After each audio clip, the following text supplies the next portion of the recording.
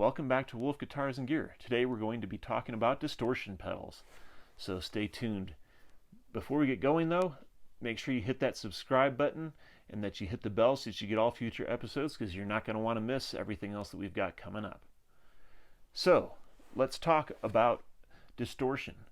Now, distortion has been kind of an overused term in guitar circles, and people will use it as an all-encompassing term to talk about everything from a natural tube overdrive to an overdrive pedal to a distortion pedal to a fuzz pedal, and so it's created a lot of confusion. Now, last week we talked about overdrives and about how they work in conjunction with an amp that's on the edge of breakup a lot of times to kind of produce that overdriven sound, how they can be used as a boost pedal. Today we're going to be talking about distortion pedals and how they differ. In my experience, most distortion pedals have a lot more gain on tap than your typical overdrive pedal, so they're going to be a bit harsher and they're going to clip in a different manner. Whereas most overdrive pedals have what is referred to as a soft clipping, a lot of distortion pedals will have hard clipping. That's not a hard and fast rule, but it is a way to kind of understand what's going on. And so while we were talking about overdrive pedals working to push an amp past its headroom and into clipping, and also kind of mimicking that in its own way to add another layer of clipping, I think the best way to understand a distortion pedal is that it creates massive clipping inside of that one unit, and it's not relying on the breakup of an amp to do any of the clipping work, although it certainly can happen in certain instances. So what are some famous different distortions that are out there?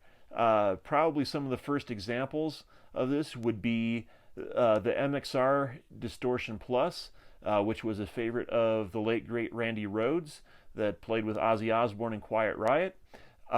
He used those in conjunction with his JCM 800s to get his signature sound. And so if you want to know what that sounds like, you can just refer back to those early Ozzy recordings once he went out on his own solo career, and you can get a very good idea of what that sounds like.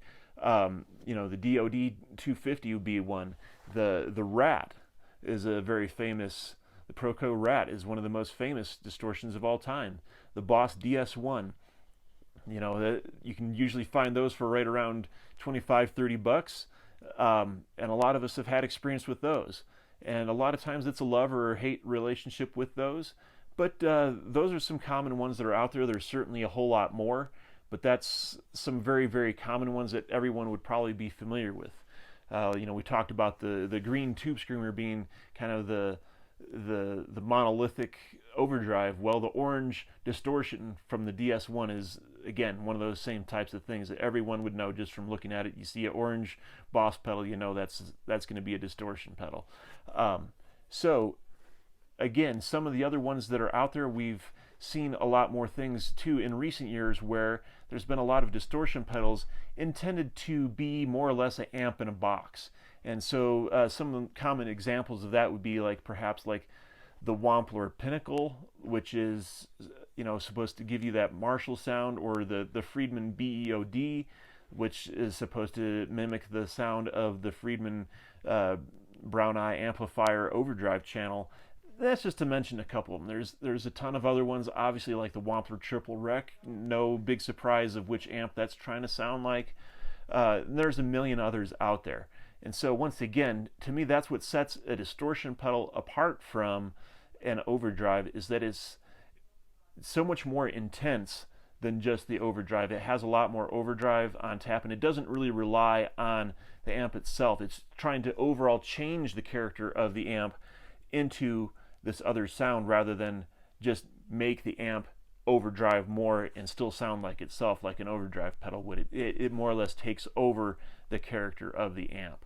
And so that's kind of what would make a distortion pedal separate from an overdrive in a nutshell for me. I hope you enjoyed this episode, and make sure you stay tuned next week, where we're going to be diving into more things like talking about fuzz. Stay tuned.